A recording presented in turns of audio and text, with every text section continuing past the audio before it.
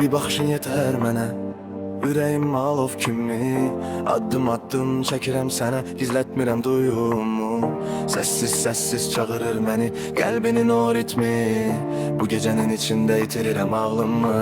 Gözlərin yanır, gecə qızarır, ruhumu sarır, ritim bizi çağırır.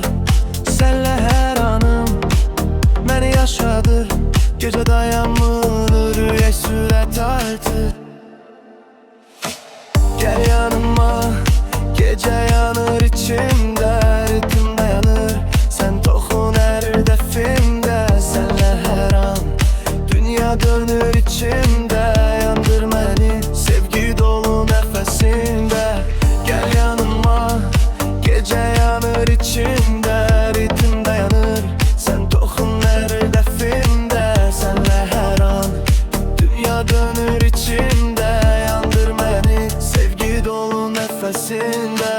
Sensiz her şey solğun gelir, renkler itir paranı.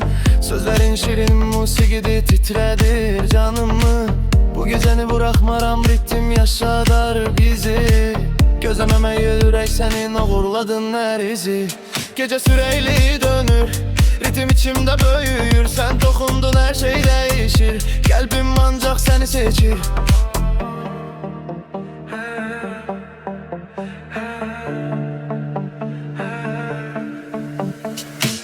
Gel yanıma, gece yanır içim.